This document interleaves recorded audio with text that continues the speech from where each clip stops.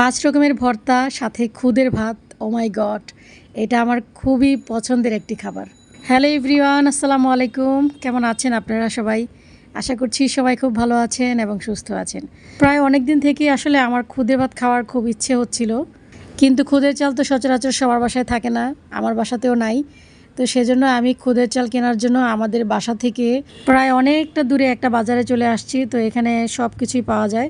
এই বাজারটাতে আসলে নাই বলতে কোনো কিছু নাই। এটা হচ্ছে পাইকারি বাজার আর এখানে সব কিছুই পাওয়া যায়। তো আমি খুদের চাল নিয়ে অলরেডি বাসায় চলে আসছি, আর বাসায় এসে আমি আলু আর কাঁঠাল বিচি সিদ্ধ বসিয়ে দিয়েছি। আর আজকে আমার বাসায় যা যা আছে তাই দিয়েই আমি 5 রকমের ভর্তা করব। খুদের ভাত খাবো অথচ 5-6 রকমের ভর্তা খাবো না, এটা তো হয় না, তাই না?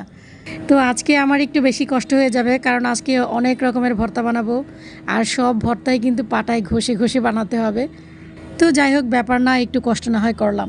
আজকে যেহেতু অনেক টাইপের ভর্তা বানাবো সেজন্য মরিচের পরিমাণটা একটু কম নিয়েছি, কারণ এত ঝাল খেলে আবার পেটের 12টা বেজে যেতে পারে। এই ধনেপাতাটা আমার খুবই পছন্দের একটা ধনেপাতা, এটার ঘ্রাণটা একেবারে ফাটাফাটি।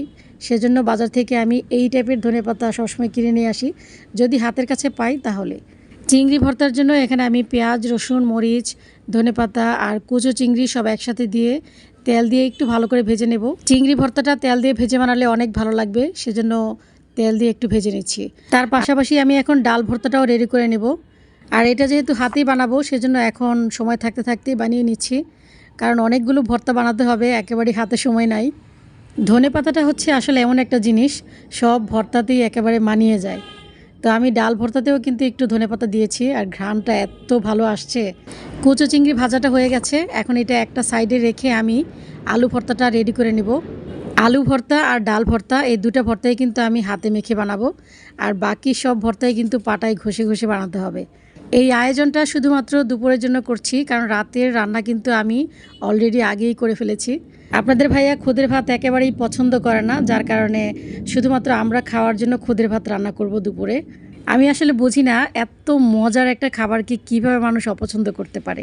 তো যাই হোক, এক একজনের এক এক ইচ্ছা রুচি থাকে, এটা স্বাভাবিক।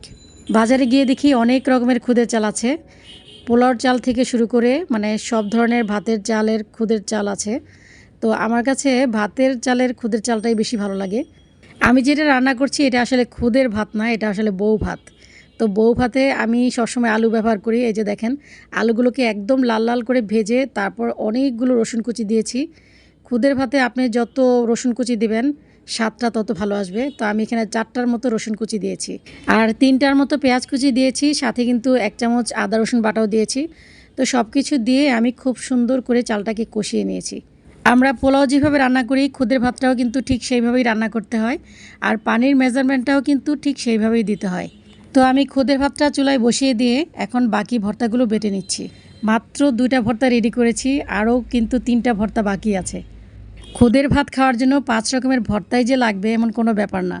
আসলে 5 রকমের ভর্তা দিয়ে খুদের ভাত খাওয়ার খুব ইচ্ছে ছিল, সেজন্যই বানাচ্ছি। আর 5 রকমের ভর্তা দিয়ে খুদের ভাত খাওয়ার মজাই কিন্তু আলাদা।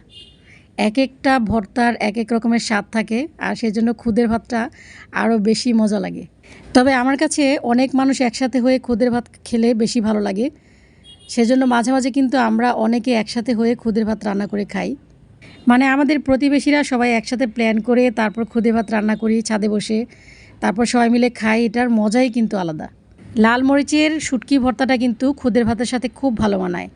তো আমি শুকনো মরিচটাকে কিন্তু ভিজিয়ে রেখেছিলাম পানিতে অনেকক্ষণ পর্যন্ত, আর চাপা শুটকিগুলোকে আগুন দিয়ে খুব ভালো করে পুড়িয়ে তারপর ভর্তা বানাচ্ছি।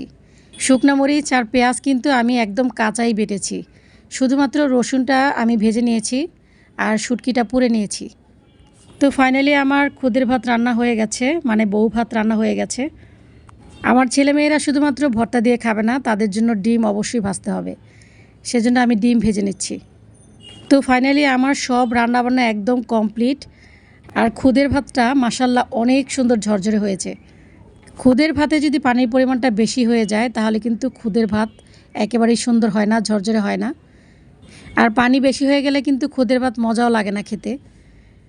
তো আমার আজকের খুদের ভাত রান্না আর 5 রকমের ভর্তা আপনাদের কাছে কেমন লেগেছে অবশ্যই কমেন্ট করে জানাবেন। আজ এই পর্যন্তই, ফিরে আসবো নতুন আরেকটি ছোট্ট ব্লগ নিয়ে। সেই পর্যন্ত সবাই ভালো থাকবেন, সুস্থ থাকবেন। আল্লাহ হাফেজ, আসসালামু আলাইকুম।